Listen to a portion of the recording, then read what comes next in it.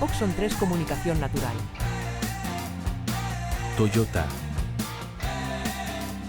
Renfe. Nuevo Espacio Elite. San Miguel. Coca-Cola. Universidad de Oviedo. Acción Cultural Española. El Ayuntamiento de Gijón y el Gobierno del Principado de Asturias. Patrocinan la 37ª edición de la Semana Negra.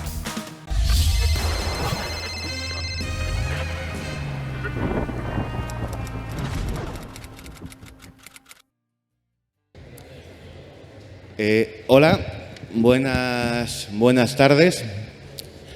Hace unos meses, creo que fue en enero, me encontré en Madrid con Hortensia Campanella y ella,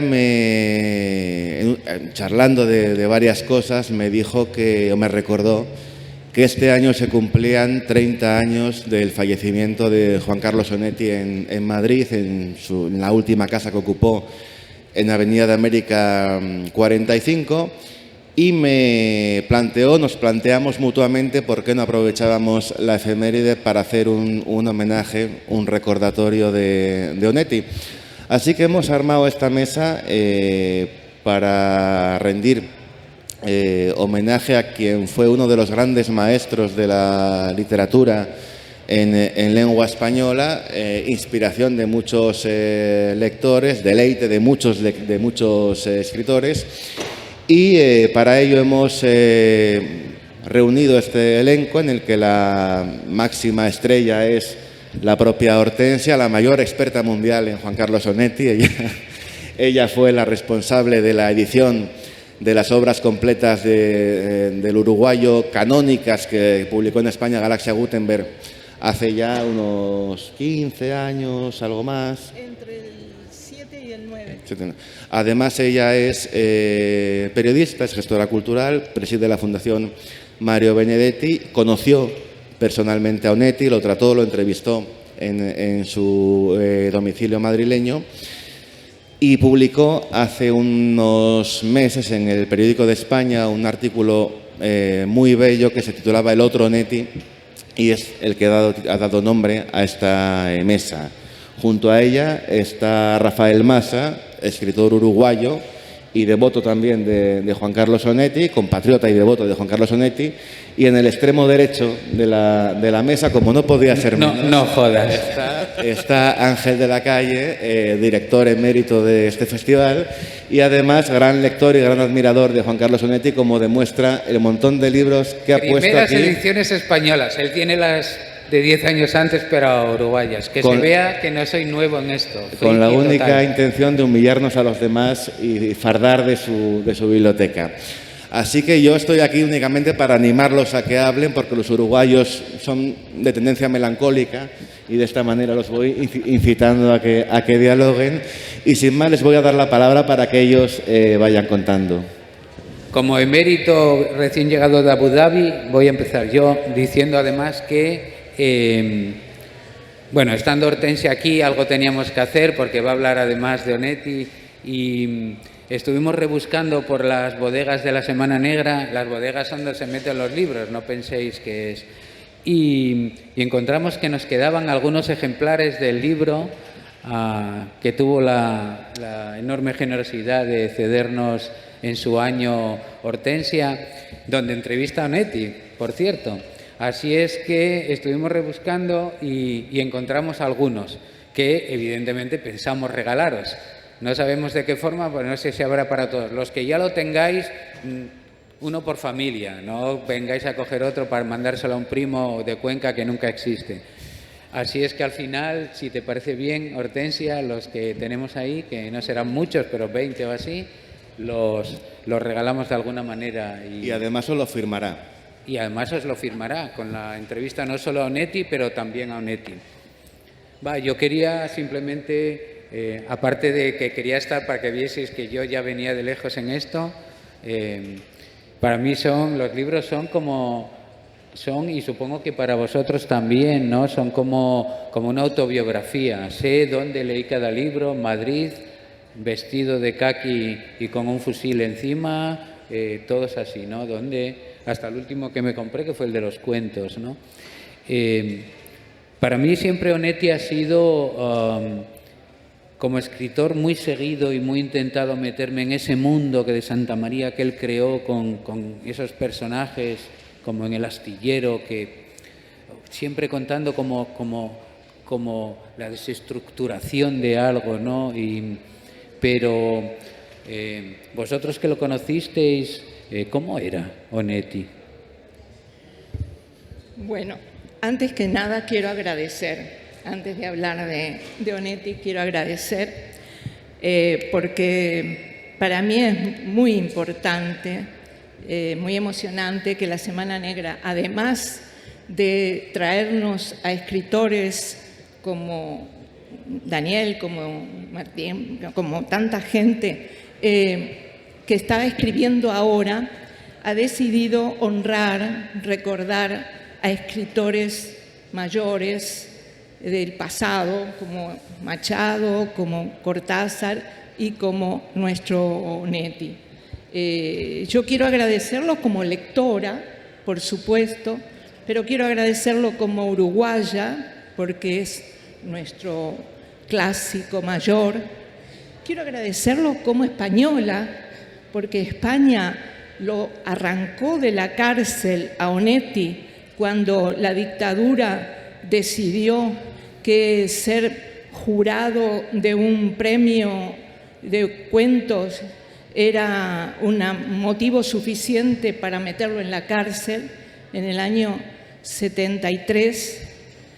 Y España lo acogió en su exilio y durante 20 años vivió en Madrid y murió en Madrid. Así que, de nuevo, gracias, y además quiero trasladarle el agradecimiento de Dorotea Moore, Dolly Onetti, que con sus 99 años vino hace unas semanas a Madrid y que cuando se enteró de que la Semana Negra iba a hacer un homenaje quedó muy emocionada. Así que esta es la primera parte de agradecimientos. En realidad, yo conocí a Onetti en el año 1978, personalmente. Lo había leído antes, mal al principio, porque a los 16 años se me ocurrió leer Junta Cadáveres y caí de espaldas casi. Poco después empecé a leerlo bien, El Pozo, sus cuentos, en fin. Lo había leído y en el 78 los dos exiliados, uno y otro, nos encontramos en Madrid. Ya entonces estaba, digamos, fijada la imagen de un Onetti hosco, encerrado, deprimido, que no salía de su cama aparentemente, silencioso. Hay un ciclo de entrevistas a fondo que todavía se puede ver por ahí y que se lo ve fumando, mirando al cielo, diciendo sí, no sé, en fin, una imagen muy lejana. Pero yo conocí al otro Onetti. Eso era una imagen falsa. Lo conocí por casualidad, quiero decir, yo no era nadie, pero justamente ese problema de la entrevista a Onetti fue una especie de milagro para mí, porque un director de cultura de un periódico que supo que yo lo conocía y que iba a su casa, en fin, que lo veía, dijo, ¿y no podrás hacerle una entrevista y que hable?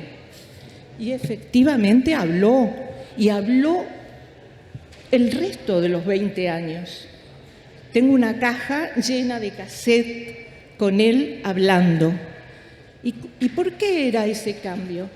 Porque él hacía lo que en realidad todos querríamos, que es hablar con quien nos interesa o nos gusta o nos parece interesante, sea un gran escritor o una pequeña entrevistadora desconocida.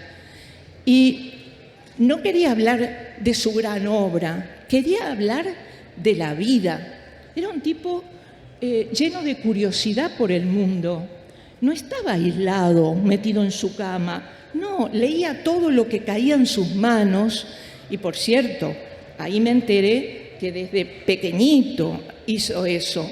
Se encerraba en un armario con un gato de niño y leía, y después empezó a escribir. Y eso es lo que, en definitiva, descubrí y que llenaron esos casetes. Porque de pronto me decía, bueno, ya estoy cansado.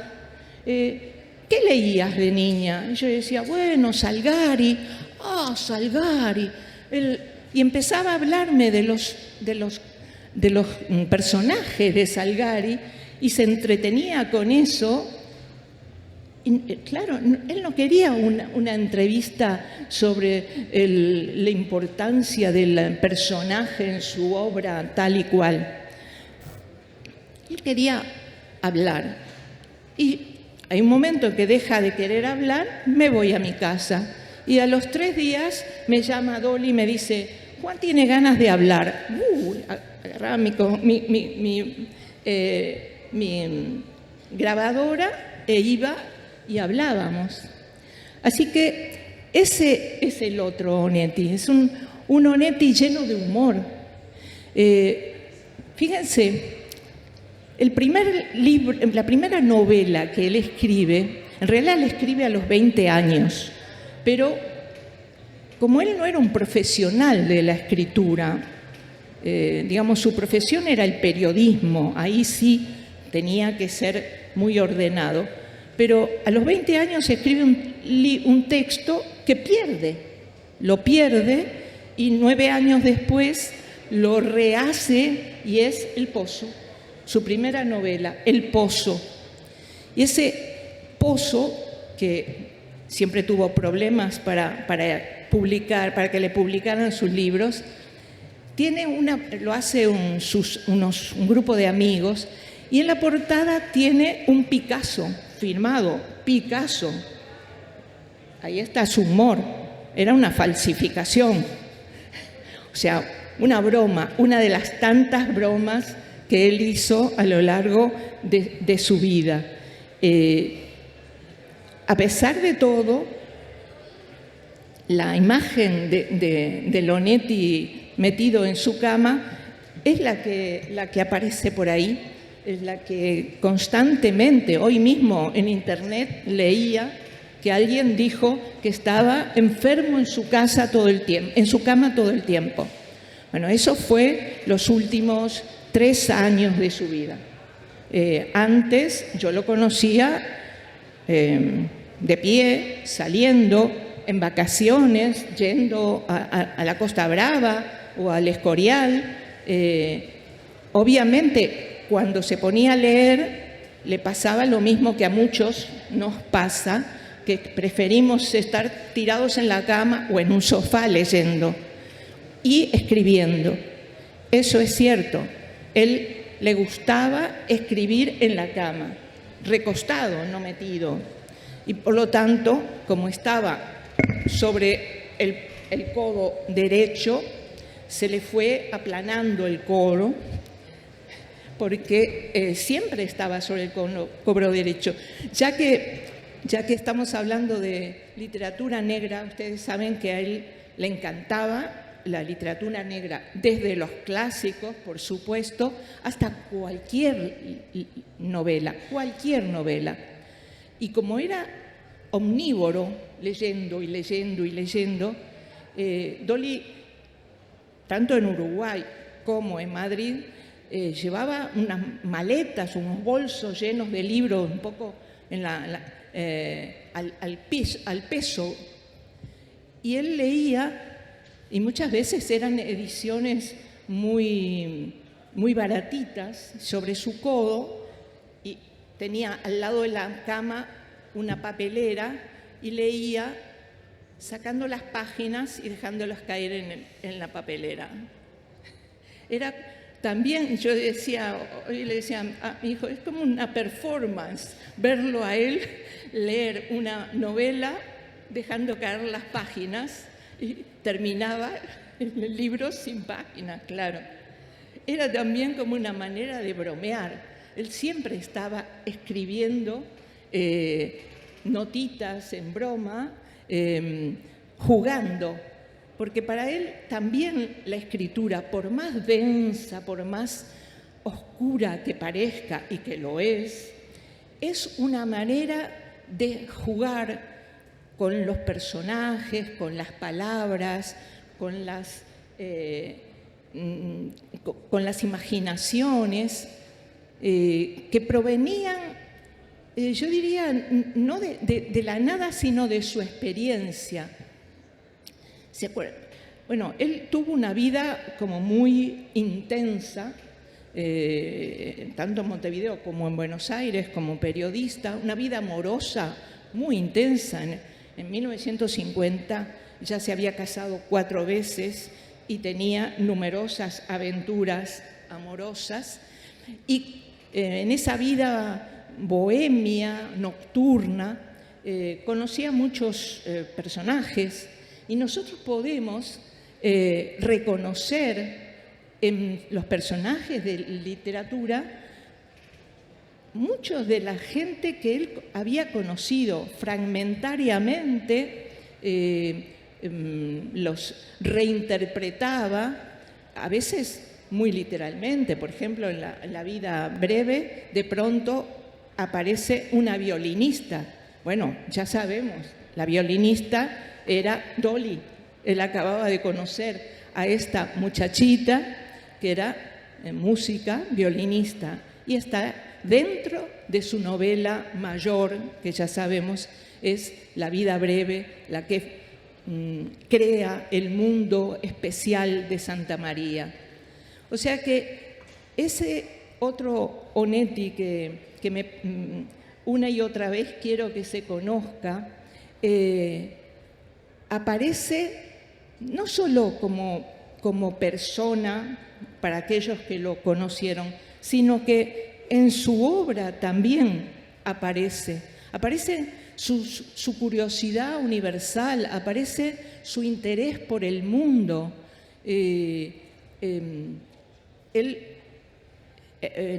Cuando la Guerra Española se mostró favorable a venir a luchar en la guerra, digamos, el proyecto que le presentaron lo decepcionó y se quedó, pero él tenía un enorme interés por lo que pasaba en el mundo.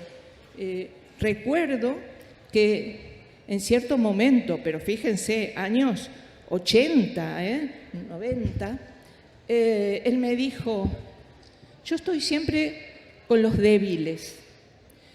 En la guerra mundial, estuve con los judíos y ahora estoy con los palestinos. Hace tanto tiempo me dijo eso.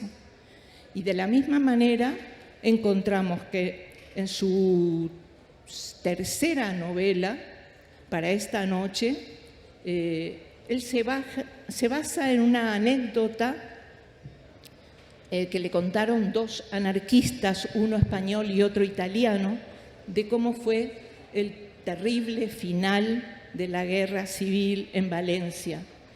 Y ahí aparece, dentro de la atmósfera onetiana, no como un mensaje. Él decía: para mandar mensajes utilizo una agencia de envíos, de comunicación. Él no estaba por mandar mensajes, pero sí aparecía un trasunto de sus intereses, de su curiosidad. Cuando yo lo conocí, él leía todas las revistas, Triunfo, Cuadernos del Diálogo, todas las revistas que aparecían, las literarias también. O sea, que era una persona muy abierta al mundo.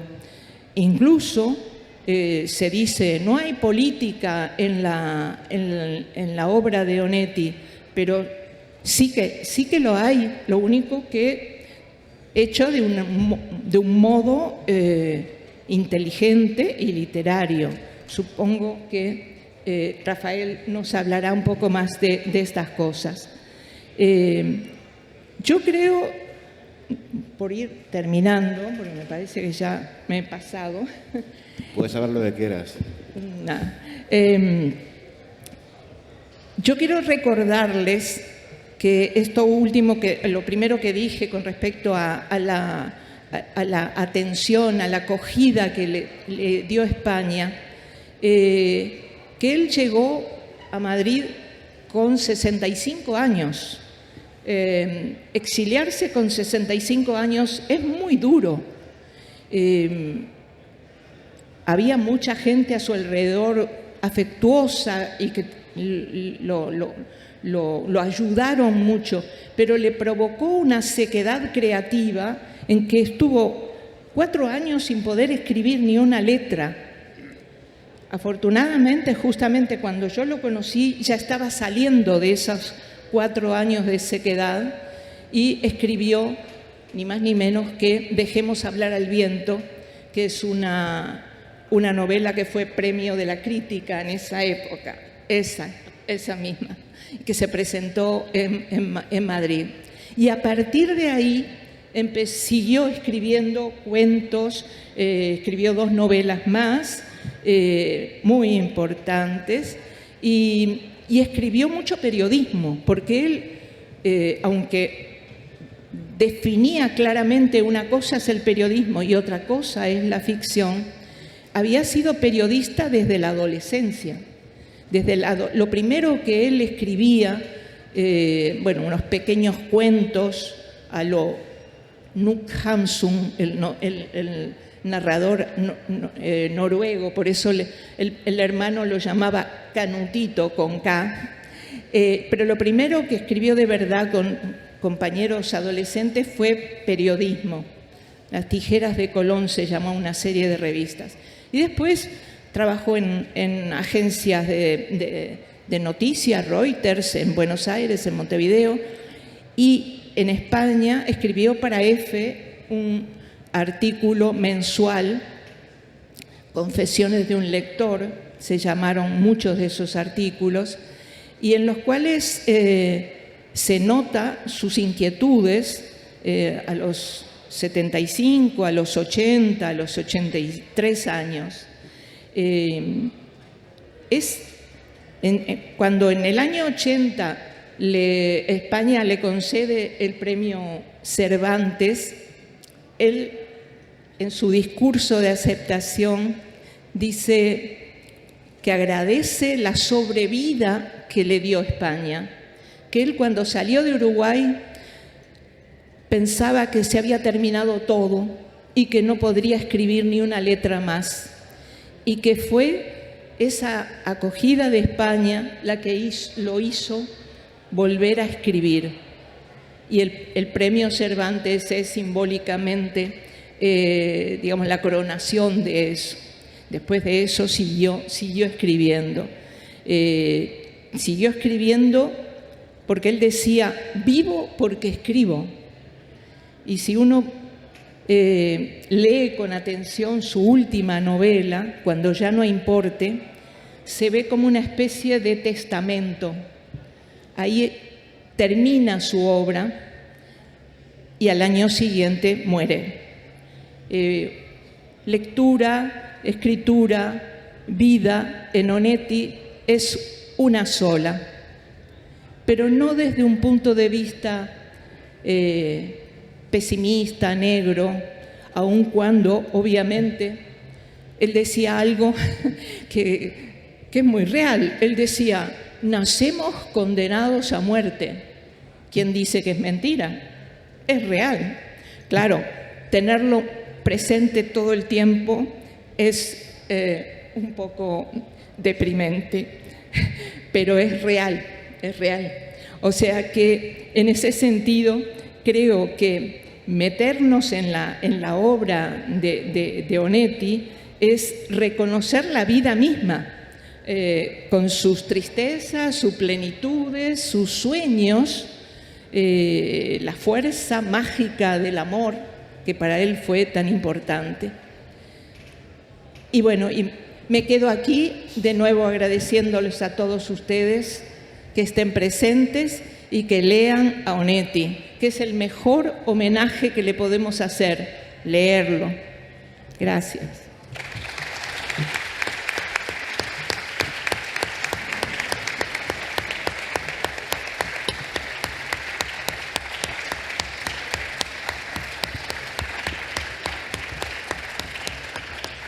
Bueno, buenas tardes a todos, muchas gracias por la presencia, muchísimas gracias a Ángel, a Miguel.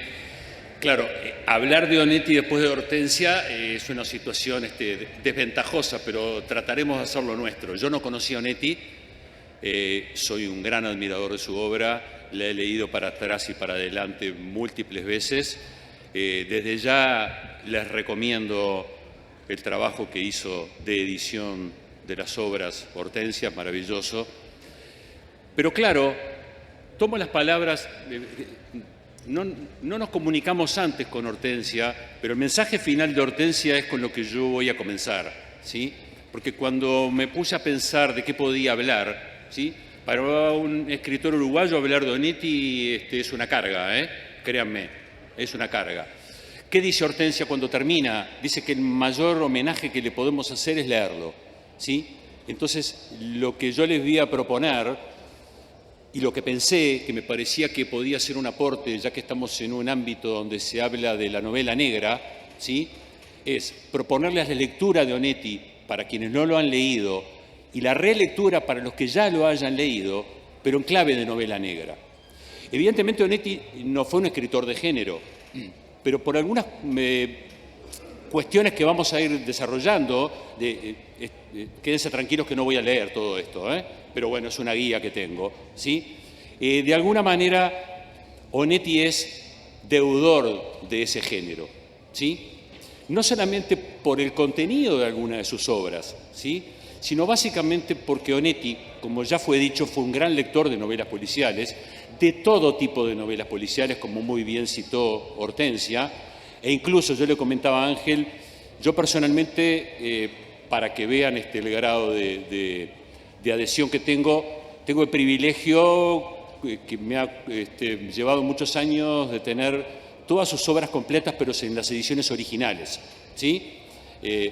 Y algunos trabajos muy raros de Onetti. Entre los trabajos raros que tengo, Hortensia, tengo a Onetti como traductor de unas novelitas pequeñitas, muy populares, de una colección que se llamaba Rastros, que se publicaba en Argentina, que se vendían decenas de miles de ejemplares, que Onetti traducía, ¿sí? Seguramente no por placer, sería un trabajo que tenía, pero hasta ese punto llegó. Es decir que, por un lado, Onetti es un gran lector de la novela policial y conoce perfectamente cómo funciona, ¿sí?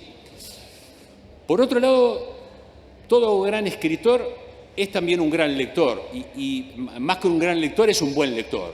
Onetti leyó mucho, ¿sí? Sus referencias son múltiples, pero hay algunos escritores que son particularmente queridos por él y admirados por él y que también tienen un vínculo con la novela negra, con la novela policial o con la novela criminal.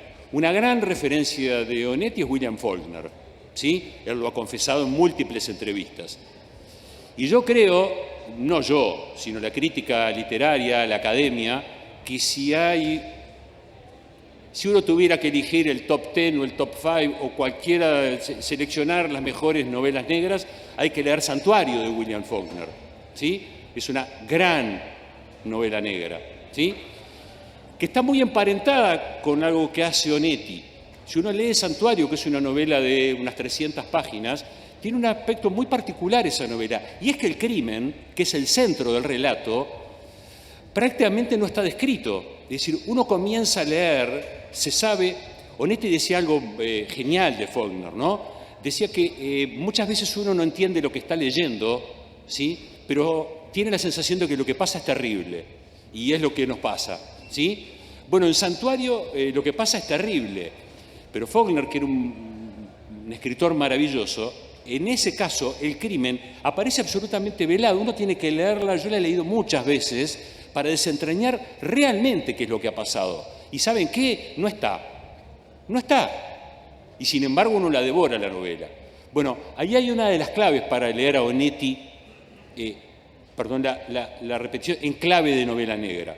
Onetti trabajó mucho el secreto, ¿sí?, en sus novelas, ¿sí? Y aquí me interesa hacer una distinción, porque eso sí lo ubica en el género negro de alguna manera, hacer la distinción entre lo que entendemos por enigma y lo que entendemos por secreto.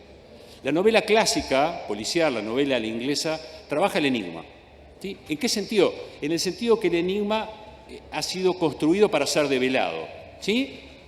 Uno termina de leer una novela policial clásica y evidentemente lo que quiere saber es quién es el asesino, sabemos quién es el asesino marcha preso y todos nos vamos contentos, ¿sí? Es en ese sentido una novela restauradora y disculpen el término, pero también en algún punto conservadora, ¿sí? De alguna manera restituye el orden establecido. Todos nos vamos contentos porque el criminal ha sido aprehendido.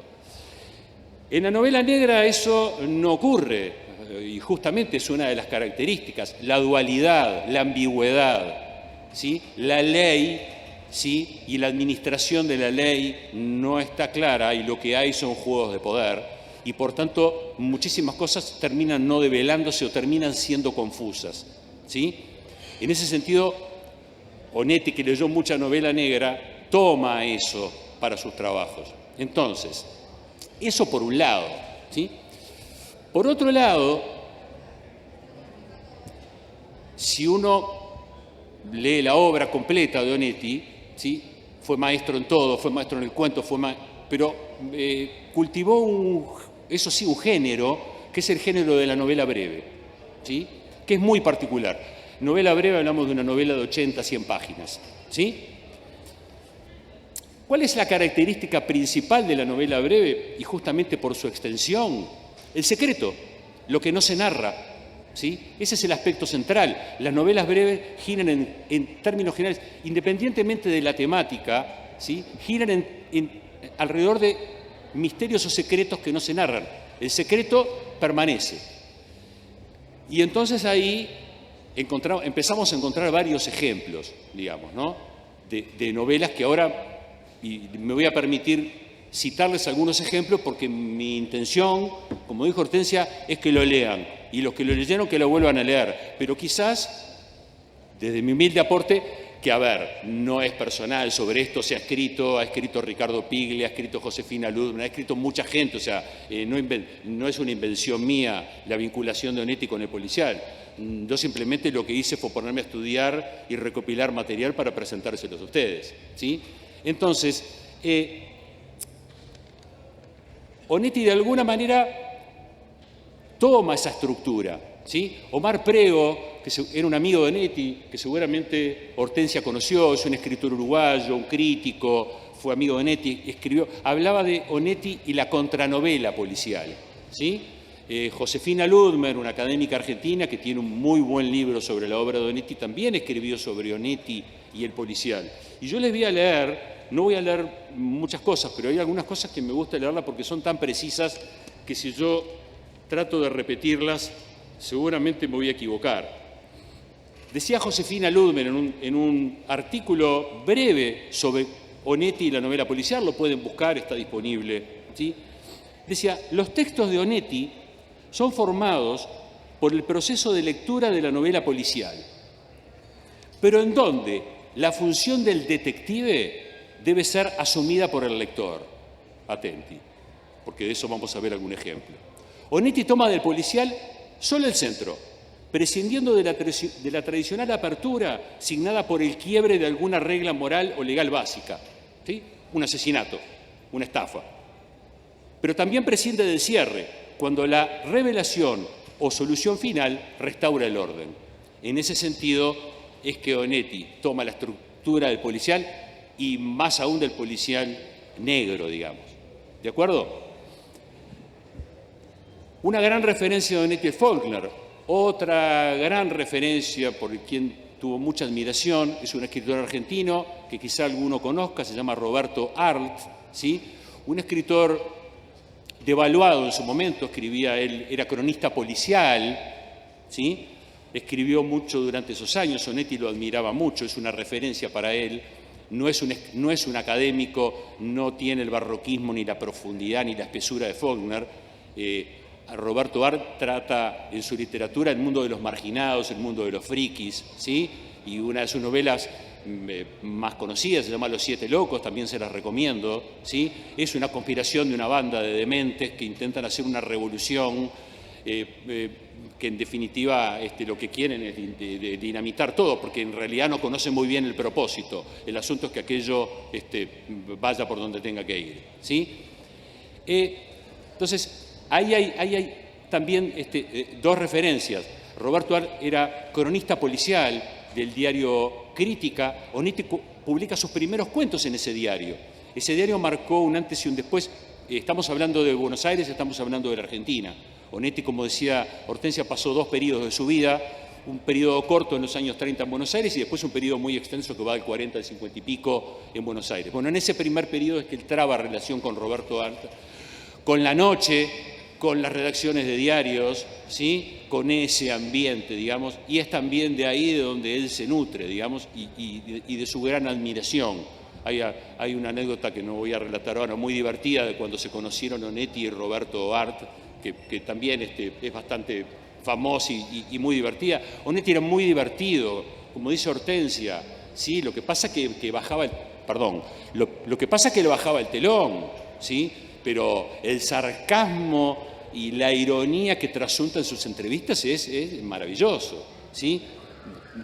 En un momento, ¿sí? Jorge Ruffinelli, un crítico uruguayo, ¿sí? que fue jurado en el concurso que Hortensia mencionaba. Ruffinelli no fue en cana porque se había pelado antes, pero Onetti y Mercedes Rein, la otra jurado, terminaron los 2 presos. ¿De acuerdo? Bueno, Ruffinelli, que lo entrevistó muchas veces, ¿sí? Le pregunta en una de las tantas entrevistas, ¿qué le falta a la novela policial para hacer una novela a secas? Y ahora voy a leer a Onetti, ¿no? Dice, el problema de la novela policial no es lo que le falta para que sea una novela a secas, sino lo que le sobra. La necesidad de ser una novela policial, la visible voluntad que tienen todas ellas de mantener el interés. Es una genialidad lo que dice, una genialidad, ¿no? Bueno, para mí por lo menos, ¿no? Y una humorada también, ¿verdad? De alguien que leía permanentemente y que seguramente lo leía porque le mantenía el interés, pero pese a ello ironiza sobre el asunto. Así que bueno, de alguna manera Onetti toma todo ese material, ¿sí? Toma sus lecturas, toma sus referencias literarias y construye algunas historias, ¿sí? Yo me voy a referir a algunas de ellas, algunas pocas, y algunas otras las voy a mencionar porque mi intención es que lo lean. Entonces, voy a tener que spoilear las historias. Es así, ya se los aviso. Pero ya dijo el maestro Chandler que la mejor novela policial es aquella que uno leería aun cuando supiera antes de comenzar quién es el asesino. Así que me permito tomar al maestro y seguir adelante. ¿Estamos? Buah. Entonces voy a hablar de Los Adioses. Los Adioses es una breve novela publicada por Onetti en el año 54. Opiniones sobre las grandes novelas de Onetti hay muchas, ¿sí? Esta es considerada una de las grandes novelas, ¿sí? Es una novela de 80 páginas. No la voy a contar, simplemente decirles cuáles son los ingredientes, ¿sí? Hay un suicida, ya les conté el final, ¿sí? Hay un triángulo amoroso, hay una potencial relación incestuosa. Servido el género, ¿verdad?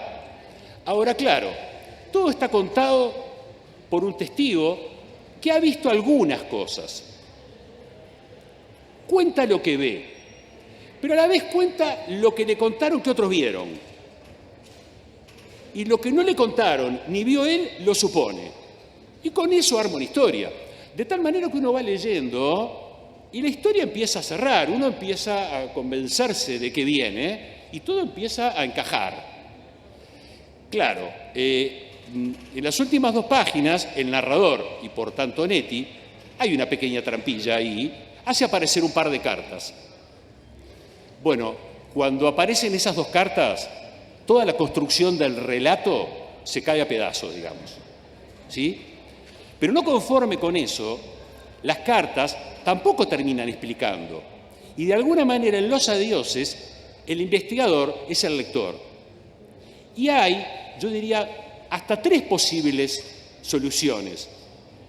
De acuerdo, eso que está tan de moda ahora del interactivo, que pinchás acá y entonces la historia se construye, bueno, lo hizo Onetti hace 70 años. Entonces, de acuerdo a cómo el lector tome partido por quiénes son esas figuras y qué vínculo tienen con ese hombre, obliga a leerlo absolutamente. O sea, pueden leerse 3 novelas distintas según la interpretación y según la postura que toma el lector, lo cual es maravilloso. O sea, no devela el secreto, lo deja en nuestras manos, nosotros somos los investigadores, nosotros colocamos el final, volvemos a releer y volvemos a reinterpretar.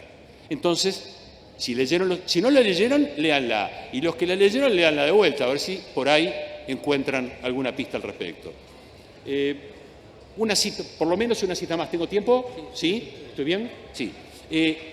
Hay una segunda novela muy breve que Onetti escribió en el año 1960. Se llama La cara de la desgracia. ¿Sí? Es la reescritura de un cuento del año 44. ¿Sí? Él extiende ese cuento, cambia la voz narrativa, está narrada en primera persona. Y acá, de vuelta, empiezo por el final, agrega al suicidio un crimen. En principio hay 2 historias independientes. Hay un hombre que va a un balneario, en principio a descansar, y lleva en su maleta ciertas cosas que cuando se abren y se develan, hay por un lado una historia que está vinculada con el suicidio de su hermano, que ha sido descubierto en una estafa, y en esa valija él tiene todas las crónicas periodísticas, de vuelta la Crónica Roja, y una colección de novelas policiales. Bueno, él, digamos, reflexiona, tiene un grado importante de culpa sobre el suicidio. Hay una historia por ahí. Paralelamente, cuando sale a caminar, ¿sí?, se encuentra con un adolescente andando en bicicleta. Las adolescentes son otro gran tema que no nos vamos a meter, ¿sí?, en Onetti. Bueno, de suerte que una noche él sale, ¿sí?, a caminar, y el protagonista, y termina manteniendo una relación en esa noche con esa adolescente.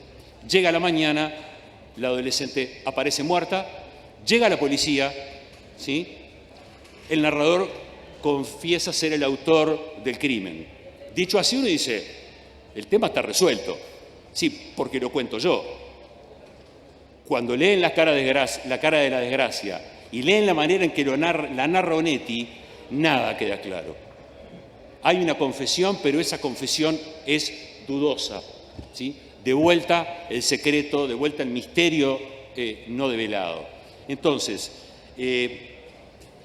podría seguir nombrando. Quiero simplemente agregar algunas cositas porque me interesaba hablar de Onetti y la novela policial, me interesa hablar de Onetti y el compromiso político ya fue expresado perfectamente por Hortensia, lejos de cualquier espíritu panfletario, pero Onetti supo tener siempre un compromiso político. Y hay escritos, hay obras que así lo acreditan. Hay un cuento muy breve, este sí es un cuento policial, que se llama Presencia. Hay un individuo, ¿sí?, que contrata a un detective privado para seguir los pasos de una mujer. Muy bien.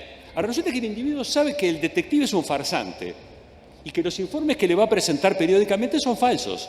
Y él paga semanalmente por esos informes y los va leyendo. Semana a semana los lee. Bueno, ¿saben por qué contrata a ese hombre, a ese detective falso?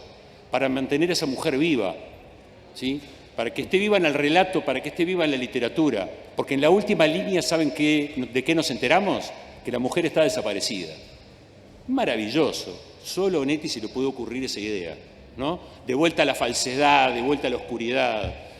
Y por último, ahora sí termino, perdón, ¿sí? Hortensia citó una novela donde Onetti homenajea a España, ¿sí?, que es Para esta noche, que es una novela de corte policial y de corte político, ¿sí? Él, como bien decía, el recogido testimonio se escribió en el año 43 esta novela, a la cual le tuvo que cambiar el nombre porque Argentina vivía periodos complicados y terminó teniendo Para esta noche, que no es un mal título. Bueno, es una novela vertiginosa de un individuo que sobre el fin de la guerra hace un intento por subirse a un barco para escapar de la muerte. Y hay policías, hay militares, hay integrantes del partido, hay traidores. Todo es bastante confuso. También hay una adolescente, una casi niña a salvar.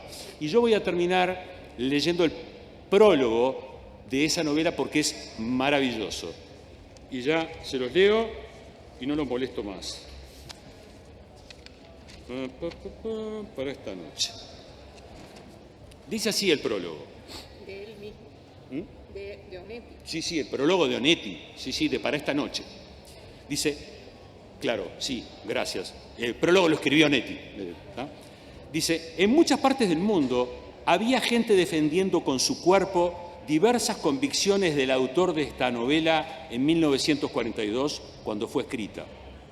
La idea de que solo aquella gente estaba cumpliendo de verdad un destino considerable era humillante y triste de padecer. Este libro se escribió por la necesidad, satisfecha en forma mezquina y no comprometedora, de participar en dolores, angustias y heroísmos ajenos. Es, pues, un cínico intento de liberación. El sarcasmo sobre sí mismo, ¿no? Y una maravilla de prólogo. Bien, ojalá les hayan quedado ganas de leerlo o de releerlo. Si es así, con que alguno lea o relea, no me voy a enterar, pero me quedaré satisfecho.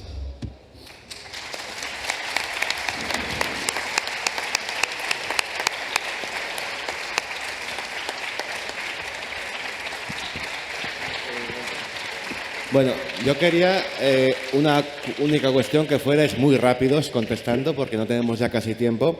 Hablamos de animar a leer o a releer a Onetti. Quienes lo relean ya más o menos tienen una idea, pero para aquellos que no lo han leído, ¿qué itinerario les recomendáis? ¿Por qué pueden empezar? ¿Por qué pueden seguir? Que no hagan lo que hice yo. Empiece por cuentos. Hay una colección de cuentos maravillosa. Sigan por las novelas breves que mencionaba Rafael. Luego, lo que va a ser la saga de Santa María, lo que se llama saga de Santa María, que es la serie de novelas que tienen que ver con un mundo creado por Onetti que se llamó Santa María, que no es ni Uruguay ni Buenos Aires, es una mezcla, que en realidad es solo un lugar donde colocar a una cantidad de personajes que se crucen. O sea que desde el Pozo en adelante, la vida breve, el astillero que mencionaba Ángel, Junta Cadáveres, Dejemos hablar al viento, Cuando entonces y cuando ya no importe, ese sería un poco el itinerario para no asustarse, porque se entra muy poco a poco a ese mundo, pero una vez que se entra ya no se sale. Uno queda fascinado, metido ahí dentro y vale la pena. No sé qué te parece. Yo comparto el orden y les dejo un par de recomendaciones, porque a mí me pasó igual. Yo empecé a leer Onetti a los 12 años, no entendía nada, pero sabía que estaba bueno. O sea, me pasaba lo mismo que a Onetti le pasaba con Faulkner. Yo heredé de niño una biblioteca porque mi tía se tuvo que ir del país y me dejó un montón de cajas de libros y yo los abría y empezaba a leer. Algunas cosas entendía, otras cosas no entendía nada. Algunas cosas no entendía ni me interesaban, ¿sí? En el caso de Onetti no entendía, pero me interesaba, ¿sí? Pero un par de recomendaciones. Lo primero, hay que decirlo, en general es una lectura que requiere atención. Ahora, como todo lo que cuesta, ¿sí? Yo les garantizo, bueno, ¿quién soy yo para garantizar nada? Pero les puedo asegurar que les va a devolver. Es una lectura exigente. Y la otra recomendación, que también vale para Faulkner, como decía Onetti, es que no se detengan en la lectura, ¿sí? Es decir, puede ser que por momentos uno se pierda y realmente les ocurra, no sepan dónde están. Bueno, avancen, porque las cosas se empiezan a aclarar. Es decir, no se retraigan, no se asusten, ¿sí? Continúen, ¿sí? Porque seguramente algunas cosas se comprenderán. Quizás algunas cosas no. Onetti, como dijimos, es el rey del secreto. Y hay algunas cosas que no aclara y hay que asumir que hay cosas que no se aclaran, ¿ah? Entonces, paciencia, tranquilidad, porque van a salir beneficiados, seguro. Yo, que soy pragmático, os diría, Los que lo habéis leído, pues seguís la ruta que os hayáis marcado. La ruta de la publicación en España fue caótica, quiero decir que... Pero yo, a los que no lo hayáis leído, empezar por esto, que es los adioses, porque es lo que va a ser más satisfactorio, como tú apuntabas. Santuario es la novela legible de Faulkner, el resto es un esfuerzo continuado. Entonces, esto es el santuario de Onetti, leer los adioses, porque te va a dejar como con ganas de más, que es lo importante. Y has apuntado una cosa muy buena, sigue leyendo. Es decir, lo mejor con un escritor de este nivel es perderse con él. Cuando se pierde, tú lo sigues perdido, porque en algún momento habrá de encontrarse y tú te vas a encontrar con él. Y eso es lo maravilloso de la literatura de este nivel. En el momento en que os encontráis los dos. Entonces yo creo que mi opinión es esta. No sé lo que el señor director dirá, pero yo los adioses. Yo no voy a plantear enmiendas porque ya no queda apenas tiempo y tenemos que proceder al reparto regalo del libro de Hortensia, que a ver cómo lo organizamos. No creo en la bondad del ser humano, así que los que lo tienen van a querer llevarse otro. Sí. Así es que no sé qué hacer. ¿Quiénes lo quieren? Yo creo... Mala pregunta, Ángel. Vale, pues nada, los que no lo tengáis, ir poniéndose en fila y os vamos dando, y cuando se acaben, se acabaron. Un aplauso. Ella que os lo firme.